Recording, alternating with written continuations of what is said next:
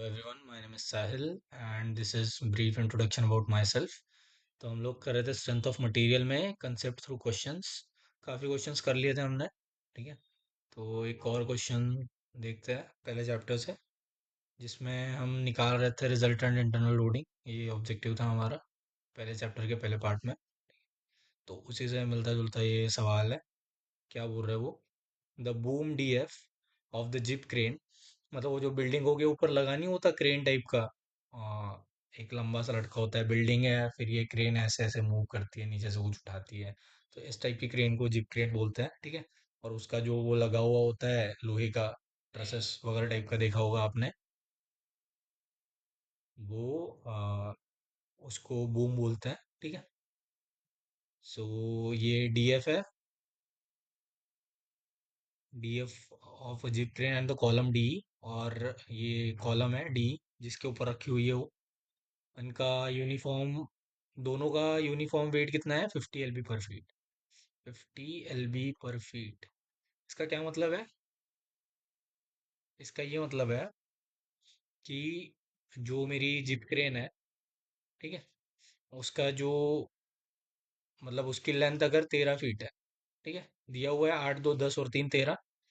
तो और उसकी लोड मतलब लोडिंग इंटेंसिटी कितनी है एक टाइप से, मतलब कोई एक बीम है उसके ऊपर ऐसी लोडिंग इंटेंसिटी है, ठीक है, वो कितनी है? 50 lb/फीट। तो इस पर कोई लोडिंग इंटेंसिटी नहीं है, लेकिन बीम का खुद का वेट है जो कि यूनिफॉर्मली डिस्ट्रीब्यूटेड है। ठीक है। तो जिसकी इंटेंसिटी हम मान सकते हैं 50 lb/फीट। ठीक है। तो इस टाइप के यूनिफॉर्मली डिस्ट्रीब्यूटेड लोड को कैसे डील करते हैं वो मैंने पहले भी बताया था। तो सबसे पहले हमें निकालना होता है इक्विवेलेंट लोड कितना होगा। तो यूनिफॉर्मली डिस्ट्रीब्यूटेड लोड की वजह से इक्विवेलेंट लोड कितना होता है? लोड इनटू लेंथ होता है। ठीक है। तो अगर हम पूरे की बात करेंगे, मतलब डीएफ की बात करेंगे, तो ये आ जाएगा 50 × 13। अगर एएफ की बात करें, डब्ल्यू डी एफ की बात करेंगे तो इतना आ जाएगा। डब्ल्यू ए एफ की बात करेंगे तो कितना आ जाएगा? लोडिंग इंटेंसिटी तो उतनी ही है, और एएफ की लेंथ कितनी है? 3। ठीक है। ये आएगा एलबी में, क्योंकि 13 है फीट में और ये है एलबी पर फीट में। तो लोड आपका एलबी में आएगा। और डब्ल्यू अगर बी एफ की बात करें तो ये आ जाएगा आपका 50 × 8 + 3 11। तो ये तीन चीजें हो गई। ठीक है। क्योंकि उन्होंने, तो ये तीन चीजें हो जाएगी। तो ये तो हो गया कि इक्विवेलेंट लोड कितना ऐड करेगा लोडिंग इंटेंसिटी की वजह से। ठीक है। यूनिफॉर्मली डिस्ट्रीब्यूटेड है अगर तो। अभी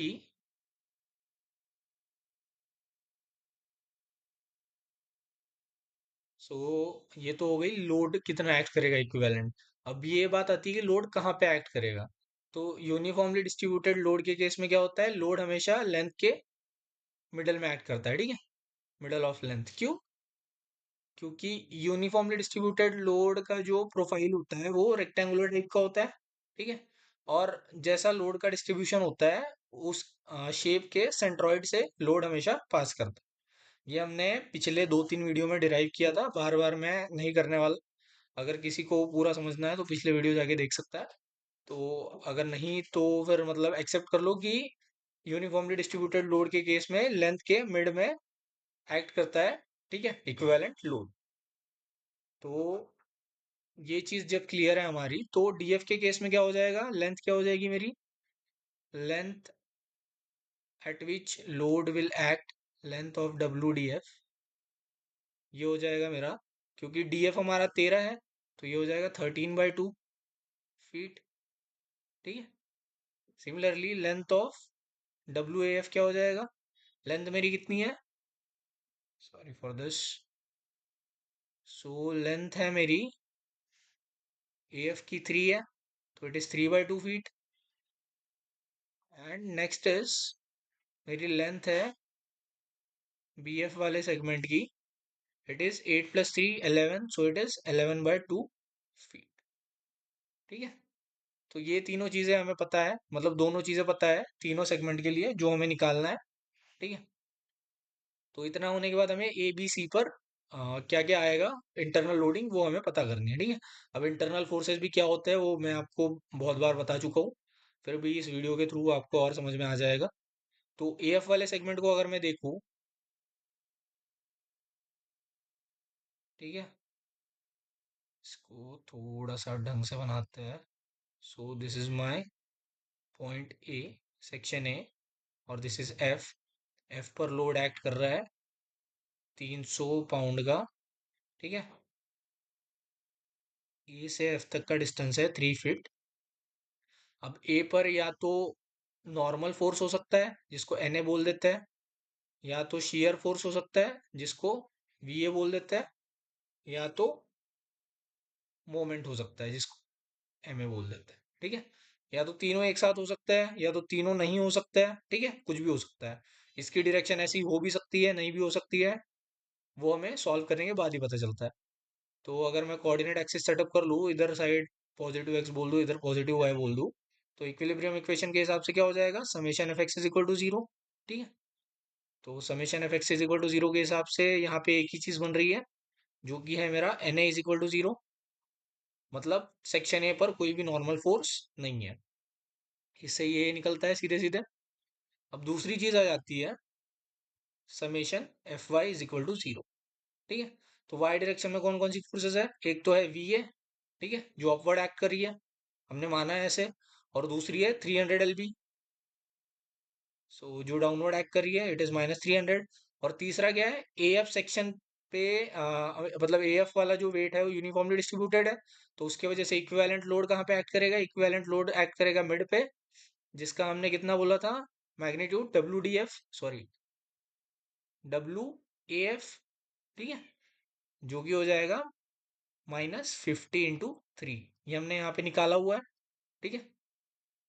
तो इसको अगर मैं सॉल्व करता हूँ इज इक्वल टू जीरो रख के, तो it is V A -300 -5 3 = 15 is equal to zero. तो यहाँ से वी ए क्या निकल के आता है, वी ए निकल के आता है मेरा 450, ठीक है। 300 + 150 -450 हो जाएगा, माइनस माइनस है, माइनस इधर चले जाएगा तो +450, और यूनिट आएगा एलबी। तो यूअर शियर फोर्स कितना है, यहाँ पे शियर फोर्स है सेक्शन ए पर 450 पाउंड, ठीक है। अब एफ एक्स हो गया, एफ वाई हो गया, फॉर दिस नेक्स्ट चीज आती है मोमेंट वाली। मोमेंट भी सिंपल है, ले लेते हैं summation of moment about point A is equal to zero. ये क्लॉकवाइज है, क्लॉकवाइज को पॉजिटिव मान लेते हैं, ठीक है। तो ये हो जाएगा एम ए पॉजिटिव आ जाएगा। अब डब्ल्यू ए एफ की वजह से भी मूवमेंट कैसा आ रहा है, क्लॉकवाइज आ रहा है, ठीक है। ये क्लॉकवाइज घुमाने की कोशिश कर रहा है। सेम 300 की वजह से भी मूवमेंट कैसा आ रहा है, क्लॉकवाइज आ रहा है, ठीक है। और वीए की वजह से मूवमेंट नहीं आएगा, क्यों, क्योंकि पॉइंट ए पर ही, मतलब सेक्शन ए पर ही एक्ट कर रहा है। तो फोर्स और जिस पॉइंट के अबाउट मूवमेंट निकाल रहे हैं वहां का डिस्टेंस जीरो है, इसलिए वीए का मूवमेंट नहीं आएगा। तो एक तो आ जाएगा M A plus W A F, कहाँ पे एक्ट करेगा, ये एक्ट करेगा 3/2 डिस्टेंस पे ए से, निकाला है हमने, कहा है ये सेकंड वाला, ठीक है। तो it is 3/2। And next is, next क्या चीज आ जाएगी, नेक्स्ट आ जाएगा हमारा, okay, so it is plus F की वैल्यू, सेक्शन एफ पर जो फोर्स लग रहा है, सो दिस, ये है 300 LB, और ये एक्ट कर रहा है 3 डिस्टेंस पर, ये हो जाएगा जीरो के बराबर। डब्ल्यू एफ कितना है, डब्ल्यू एफ है 50 × 3 × 3/2 plus 900 is equal to zero. So it is 225 M A, तो एज इट इज आएगा। एंड 25 नाइन जा कितना हो जाएगा, 250 -25 225, ठीक है। तो यहाँ से आप अगर सॉल्व करेंगे इसका, तो एम ए आ जाएगा आपका 225 plus 900 is equal to zero. तो ये हो जाएगा 900, 1000, 1125। तो M A will be equal to minus 1125, और यूनिट आएगा पाउंड फीट, ठीक है, क्योंकि फोर्स पाउंड में है और डिस्टेंस फीट में है। तो इट इज -1125। अब माइनस का क्या सिग्निफिकेंस है, हमें सेक्शन ए पर क्या डायरेक्शन आएगी वो पता नहीं था, तो हमने ऐसा क्लॉकवाइज मान लिया। अब माइनस आया है, इसका क्या सेंस बन रहा है? माइनस आया है, इसका ये सेंस बन रहा है कि हमने जो माना था वो डायरेक्शन थी गलत।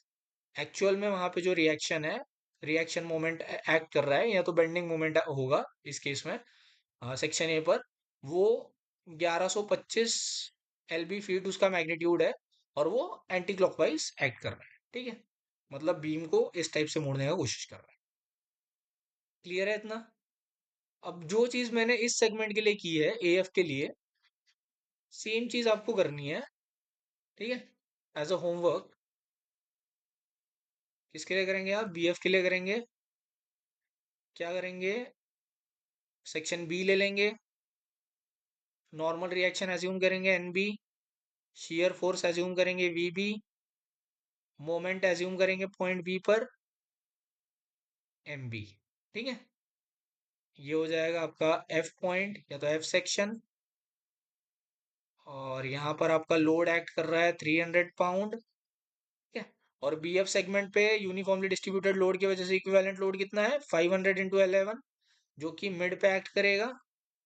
500, सॉरी 15 × 11, क्योंकि 50 इंटेंसिटी है, 11 लेंथ है। ठीक है, इसकी लेंथ है 11। और ये लोड कहाँ पे एक्ट करेगा? ये लोड एक्ट करेगा मिड पे, 11 मीटर के। सो इट इज 11/2। ठीक है, 11/2 फीट। सेम चीज करनी है, इक्विलिब्रियम इक्वेशन लगाना है। ठीक है, और ये सॉल्व करना है। फाइनली आपका आंसर आ जाएगा, नॉर्मल फोर्स तो एज इट इज 0 आ जाएगा। ठीक है, शियर फोर्स की कुछ वैल्यू आएगी और मोमेंट की कुछ वैल्यू आएगी। तो ये सॉल्व करके आपको प्रैक्टिस कर लेनी है। कुछ भी नहीं करना है, बस प्लस माइनस करना है। ठीक है, बाद में मोमेंट की डायरेक्शन सही आ रही है या नहीं, ये आपको फाइनली सॉल्व करके पता चलेगा। तो ये तो हो गया सेक्शन बी के लिए। अभी अगले पार्ट पे आ जाता है, जो कि है हमारा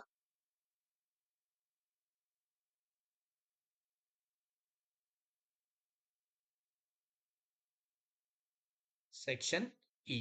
ठीक है, अगर मैं ई की बात करूं, ठीक है, इस टाइप का कुछ बना लेता है स्ट्रक्चर।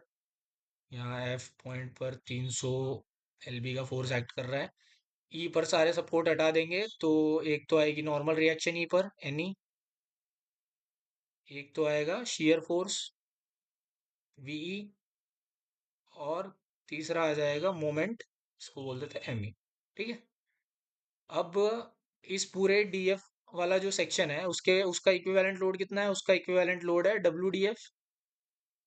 ठीक है, कहाँ पे एक्ट करेगा? जो डीएफ डिस्टेंस है वो कितना था? 13।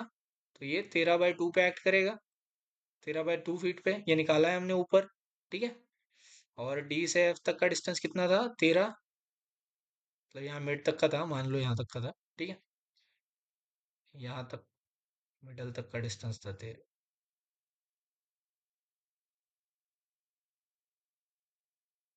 ठीक है, इतना क्लियर है? अभी उन्होंने क्वेश्चन में क्या बोला है? ये जो डी ई करके सेगमेंट है, इसका भी यूनिफॉर्मली डिस्ट्रीब्यूटेड वेट है। लेकिन इसका जो इसके वजह से जो लोड आएगा, वो जनरली इसका मतलब वो लोड कहाँ से पास होगा? वो यहाँ मिड से पास होगा। मैं अभी के लिए इसको ऐसे ही बना देता हूँ, मान लेना है बीच में से है। ठीक है, एक तो हो गया डीएफ वाला सेगमेंट, और दूसरा हो गया डीई वाला सेगमेंट। ठीक है, अब डीई का लेंथ कितना है? डीई का लेंथ है आपका, यहाँ दे रखा है, it is 5 + 7 which is nothing but 12। ठीक है, तो 12 फीट है इसका डिस्टेंस। तो और इसकी भी लोडिंग इंटेंसिटी कितनी है? 50। तो मतलब इस जो कॉलम है, जो भी चीज है ये डीई, उस पर कितना लोड एक्ट करेगा? इक्विवेलेंट लोड वो हो जाएगा 12 × 50। ठीक है, length multiplied by intensity, uniformly distributed है इसलिए। और वो कहाँ से पास होगा? वो सेंटर से पास होगा।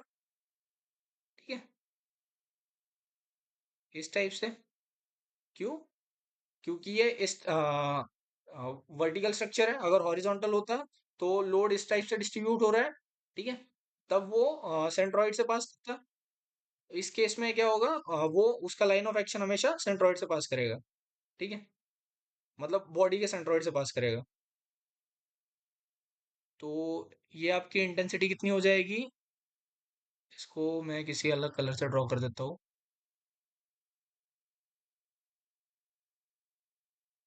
इसको 12 into 50, तो 12 5 60, तो इट इज 600 LB।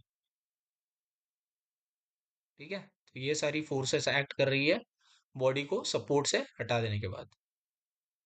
तो इस हिसाब से अगर मैं कोऑर्डिनेट एक्सिस सेटअप कर लूँ, suppose this is your X, this is your Y. ठीक है, कैच क्या था यहाँ पे कि उन्होंने डीई का भी वेट दिया हुआ था, तो ये वाला कंसिडर करना था, बस यही कैच था, बाकी सारी चीजें तो क्लियर है।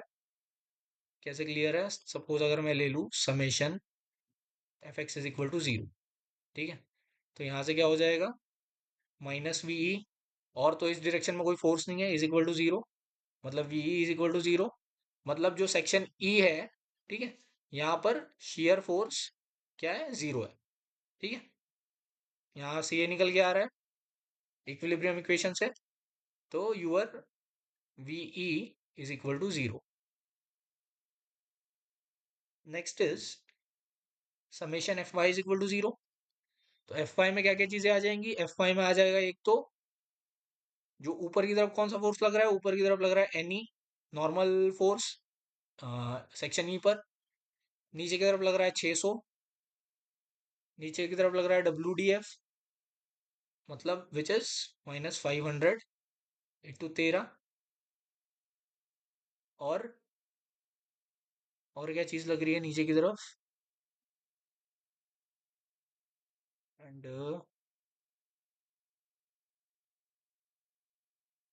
WDF हो गया, एंड 300, ये वाला 300 लग रहा है। So it is -300 is equal to 0। अब 500 × 13 कितना हो जाएगा? Let me calculate. 13 5 65, 6500 के अराउंड आएगा। सो it is 500, sorry it is not 500, it is 50। सो 50 × 13, 650 आना चाहिए। ठीक है, 650 आ रहा है। तो यहाँ से एनी कितना आ जाएगा? -600 -650 -300 इज इक्वल टू 0। तो इस इक्वेशन से एनी की वैल्यू कितनी आ जाएगी? ये तो एक तो हो गया 600, 600, 1200, 1250, 1250 और 300 कितना हो जाएगा? 1550, विच इज नथिंग बट 1550। ठीक है, तो यहाँ से एनी का वैल्यू क्या आ गया? एनी का वैल्यू आ गया, साइड में लिख देते हैं, काम आएगा ये, क्योंकि ई पर नहीं निकालना है हमें, सी पर निकालना है। 1550। वीई कितना आ गया? वीई आ गया 0। एलबी, एलबी में। क्लियर है इतना? अब आखिरी पार्ट पे आ जाते हैं, मोमेंट कैसे निकालना है ई पे।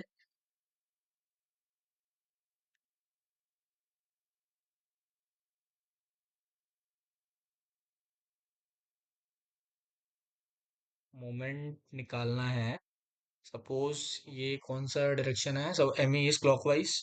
ठीक है, summation moment about point E is 0। तो क्लॉकवाइज पॉजिटिव मान लेते हैं, तो एम ई पॉजिटिव आ जाएगा। सिमिलरली 600 की वजह से तो मोमेंट 0 आएगा, क्योंकि वो सेंटर से पास कर रहा है। एंड डी एफ और एफ की वजह से अभी क्लॉकवाइज मूवमेंट आएगा, क्लियरली दिख रहा है, ये क्लॉकवाइज घुमाने की कोशिश कर रहा है। तो WDF is nothing but 15 × 13 which is 650। तो इट इज +650 इंटू 13/2, और इसकी वजह से क्या आ जाएगा? +300 इंटू कितना आ रहा है ये? 13। ठीक है, इज इक्वल टू आ जा रहा है आपका 0। इसको सॉल्व कर लेंगे तो 650 × 13/2, सो 650 × 13 डिवाइड बाई 2, सो ये आ जाएगा 4225। एक चीज एम ई तो एज इट इज आएगा, प्लस 13 3 39, 3900 आना चाहिए। 13 × 30, 3900 इज इक्वल टू 0। इसको अगर मैं ऐड कर लूँ, +4225, तो सॉरी फॉर, तो ये वैल्यू निकल के आ रही है M A +8125 is equal to 0। तो एम ई आपका आ रहा है -8125 LB फीट। माइनस आने का क्या मतलब है? माइनस आने का मतलब है हमने क्लॉकवाइज एज्यूम किया था, लेकिन वो काउंटर क्लॉकवाइज है। ठीक है, तो एमई का एक्चुअल डायरेक्शन है इस टाइप से। तो your M E is equal to 8125 LB feet and counter clockwise. Clear है? अब ये सारी मेहनत हमने क्यों करी? क्योंकि हमें सी पर निकालना है। हम किसी और मतलब दूसरे रास्ते से भी जा सकते थे कि रिएक्शन ना निकाले और यहाँ पर सेक्शन ले ले और इस सारी फोर्सेस को यहाँ पर लेके आ जाए। ठीक है, वो भी कर सकते थे, आप लोग ट्राई करके देख लेना। बट ठीक है, ये वाली भी मेथड से हो गई प्रैक्टिस एक बार। तो हम सीई ले लेते हैं क्योंकि हमने रिएक्शन निकाल ली है। ठीक है, तो सेक्शन सी कंसिडर करते हैं।